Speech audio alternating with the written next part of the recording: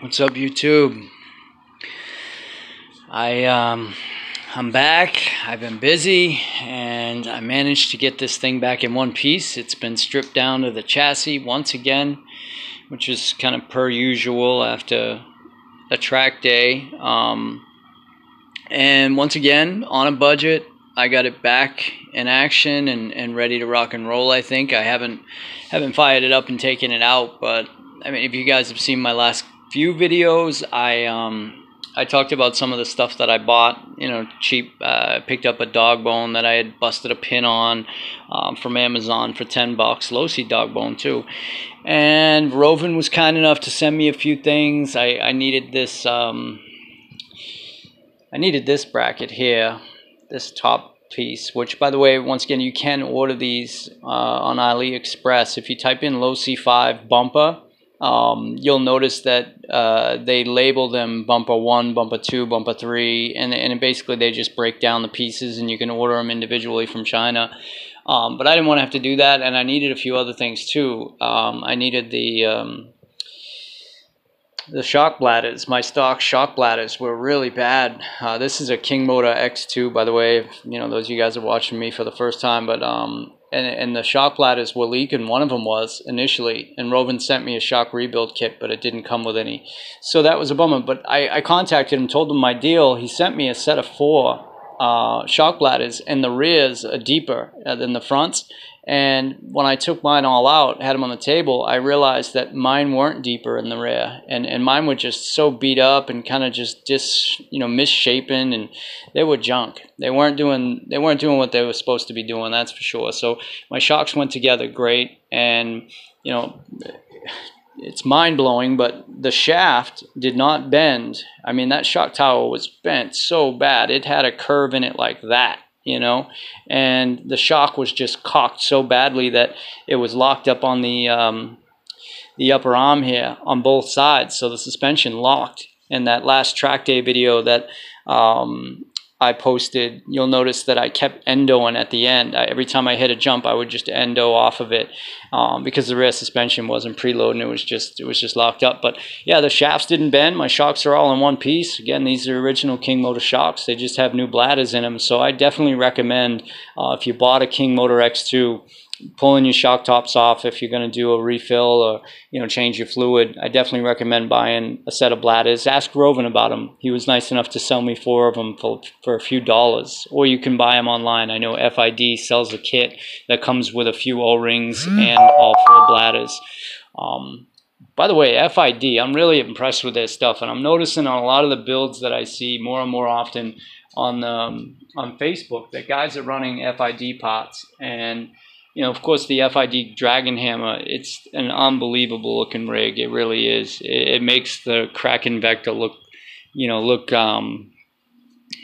second best. You know what I mean? When it comes to that kind of thing, the quality and the design, I'm impressed. So as far as FID goes, I know you can buy a lot of the pots online through AliExpress, and I'm kind of looking in their direction as far as like maybe the rear shock tower. I like how it has the built-in body mount brackets, but they're separated. It's not one solid bar. It's actually just a piece here and a section here that has the post on it, which I think is pretty neat. Saves you the money of having to buy the body mount post if you don't already have it, and it's pretty damn beefy looking. This is the factory low-C one that I picked up. Again, racing on a budget here. The FLM, or fast lane machine, forever drive cups are installed. They require you to put a chamfer on one of your pins to get them in. Your pins won't just, they won't just slide in. So I had to put a chamfer on one of the pins on each side and kind of just pop them in there. So, and they don't tell you that, which they probably should. The other thing I picked up from Roven was the body mount, the stock body mount post, because I had bent my factory alloy one, the red alloy one. I destroyed that thing. The only thing left was the actual posts. I saved those because they were separate. They bolted from the bottom to the actual bar. And the factory one that King Motor sends you when you buy this deluxe kit that comes with the red alloy or the blue alloy, they send you all the factory parts that they took off. You know, all the takeoff parts are in a box. So I was able to run the stock plastic one, but that just busted when the last shock tower broke. I busted a pin off of it. So yeah, of course I'm still running the cage the way it is. I know some of you guys are probably like, what, dude, that thing's terrible looking.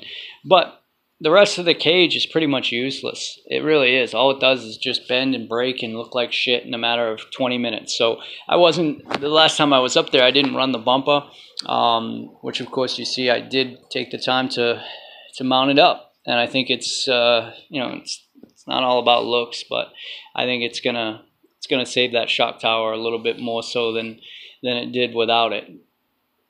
What else? So yeah, my 30 North panels are still in, you know, reasonable condition.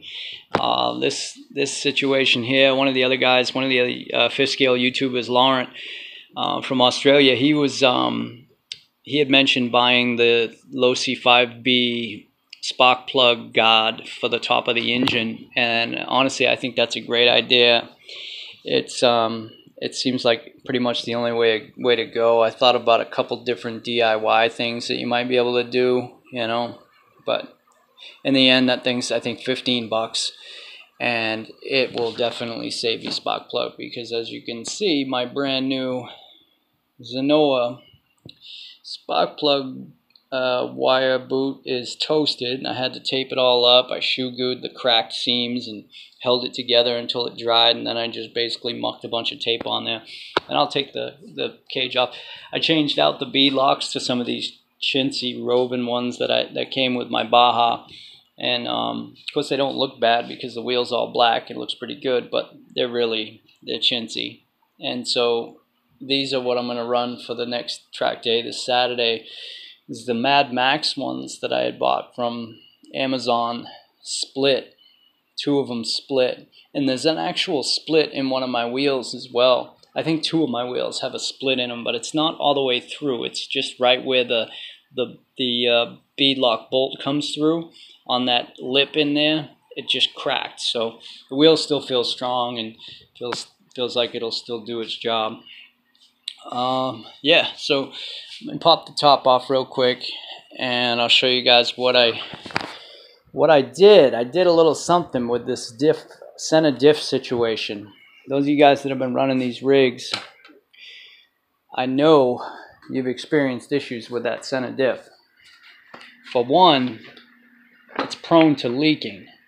And I think it's prone to leaking because there's so much play in there. Once you run this rig for a while, the diff cup is made of plastic with a steel insert that the bearing, you know, that steel cylinder that the bearing rides on.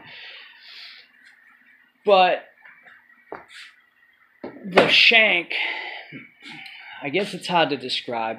What ends up happening is the diff cup itself basically gets smaller, and it wears away to the point where you can actually move the diff cup, which is of course attached to the spur gear. You can move it back and forth in the actual tower, the diff housing. So you can actually move it back and forth. So that play there, of course, is going to have an effect on the way it's meeting up with the spur gear at times, which of course somebody else mentioned that the reason I may have blown a tooth off this spur gear is because I don't have a brace here. So the body flex may have caused that, which is, I mean, that's probably spot on.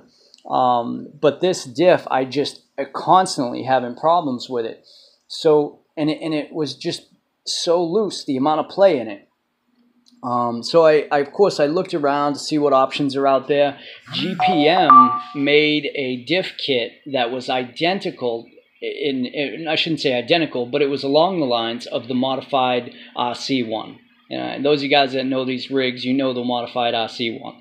It's 150 bucks. It comes with a whole different style setup. The bearings are not the, I can't remember the name for this style bearing, maybe shanked bearings or something like that. But needless to say, it doesn't have, it doesn't have the little edge on the bearing. It's a regular bearing, and it's much bigger. The actual tower itself splits. It comes with bearings for this top piece. It comes with the top plate. That, of course, is alloy. You'll check it out if you haven't seen it. DDM sells it, but I didn't want to spend $150. So I looked at other options. A company called GPM, which also makes fifth scale pots. They made a tower that was along the same lines, and they were selling it incredibly cheap. Of course, if you go to asiatees.com, you'll find it, but it's out of stock. You can find a video about it on YouTube, but you can't find it anywhere for sale. So I'm not sure what the deal is with that, but that's the only one out there that seems comparable. The rest of them are all just the basic same design, but with an alloy top. Yeah. And you're basically running the same stock guts, or maybe you upgrade to an alloy cup, you know. Long story short, I shimmed it. I bought a 54-cent washer, and I used my Dremel and quite a bit of grinding, because I had to Dremel the washer thickness down quite a bit because the washer was so thick.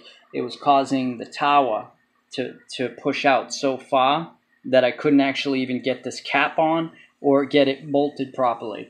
So that was process of elimination, back and forth, putting the diff, you know, you don't even want to know, because I got it all together, filled it up with fluid. I thought I had it, put it all together, and then it wouldn't line up, and I could barely move the gear, could barely move the diff. So in the end, I decided to start doing my mock-up without any fluid in it. I would just put the spur on there, put 2 bolts on it, and, you know, put it together and see if I could get everything to fit after I had taken however many, you know, thousandths of an inch off of this washer. I also took a little bit off of the front of this front tower. There's a piece that is raised a little bit where the bearing sits in it, and I took a little bit off of that as well. So in the end, I have it to the point where there is now absolutely zero play in this diff cup. Zero play. I'm pulling my thumbs back and forth. Normally I could go, you know what I mean? So I'm hoping it, and of course it spins perfectly. That was about 5 hours worth of work in the end. And I'm hoping it works. Yeah, so I'm pretty stoked about that. If you guys are having problems with the diff and you don't want to spend any money, try shimming it. It may work. I shouldn't say try shimming it because I don't know yet. I haven't ran it, but we'll see. I picked up some cheap outerwears. You guys might have seen that in the last video. All is good. I mean, I got it back together. It sounds like the baby woke up, guys. I can hear her on the monitor. But again, this is just another before the track, I think I'm done video. Not running a clamp anymore. Definitely don't recommend running a clamp on these. If your truck came with a clamp, you know, the actual steel clamp, take it off and get some beefy zip ties. I got those at I don't know, AutoZone. It was like $8 for a pack of them. They're really thick and wide and unbelievably strong. So yeah, I definitely would recommend those. Oh, I decided, we were talking about this with some of the other guys in one of the closed groups that I'm in, fifth scale groups, as far as taking the ring off the bottom of the spark plug. And I heard a few days ago, I read that somebody took it off to increase the compression.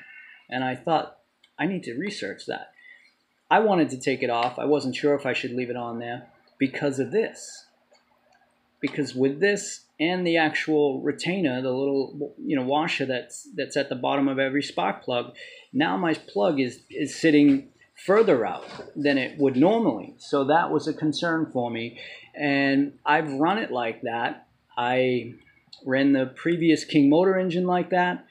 And I haven't had, you know, I didn't have any issues, but I could have been losing power for all I know. So I cut it off. And I'm, of course, running the Hillentronics iKilly with the temp sensor. The temperature sensor wire running up to the spark plug, which is where it goes. I mean, of course, I could change it and mount it maybe to the head or somewhere else, but it's designed to go to the plug, and that's where I wanted to mount it. So, yeah, I cut that off, so we'll see how that goes. Also, I decided to put that 4-shoe Torex big speed clutch back in here. I pulled it all apart, and I think I had crushed the springs so deep that one of them was cocked sideways in the housing that it sits in, and I think it was causing that clutch to stick. I hope, because I don't want to have to pull the engine back out. In fact, I don't even have a replacement clutch. But I'm using, my buddy Mike up at the track gave me a brand new Turtle Racing snapper or grabber clutch bell. It's for a stock style clutch. It's got some grooves in it and it's vented. So when I got the new pinion to replace the one with the broken tooth, I mounted that to the Turtle Racing bell housing. And so I'm not running the stock King Motor one anymore. And that 4-shoe clutch is back in there, so I'm really praying that it doesn't stick. If you hadn't seen my previous videos, I had great luck with that clutch with the King Motor engine, and then when I broke this one, went to break this one in, the new G320, it started sticking on me. But right before I put it in the engine, I turned in the screws, the adjustment screws. There's 4 of them, one for each shoe. I turned them in almost all the way, hoping to get a real high RPM grab out of it. And I think I got greedy with it. And of course, that change is what I'm assuming what led to me having an issue where at idle it was sticking. So that was a bummer. So I ended up putting the stock Zenoa clutch that comes with this engine in there for the last track day. And guys, I don't know if I have the clutch. Did I keep it? I didn't keep it. It was smoked. I smoked the clutch in one day with an 8,000 RPM spring in it. I mean, smoked. Unbelievable. That's what that track will do to you. And the 4-wheel drive 5T platform, it just chews up those clutches. So as far as the FS clutch is concerned, like I said, I don't have a backup clutch. I'm running the FS clutch. I put it in my SCZ Baja, and I haven't run it yet. But one of the other guys had his buggy up there last time, and he was running the FS clutch. He didn't seem to care for it much. He said he noticed a bit of fade. So as far as bashing is concerned, maybe it's a great clutch, but as far as the track is concerned, maybe not. But again, I mean, that was his experience, but I could hear his engine. It seemed like it wasn't grabbing like like it should have been, like you would have expected. So stay tuned, guys. I'll get another video out. I got to get going. I know one of the older kids just went and tended to the baby, or so she'd be all right. But I don't want to leave them doing that. So I'm gonna get going. Keep the videos coming. I'll try to do the same. And I'm gonna definitely, if you don't hear from me again, I got some adjustments to make, servos, that kind of thing. Of course, you can see my rear caster camber. The toe is way off. New shock tower, different settings. So yeah, I have a few little things to do, but I got a new camera setup, so I should be good to go to get some decent footage this time. So stay tuned. Thanks for watching, guys.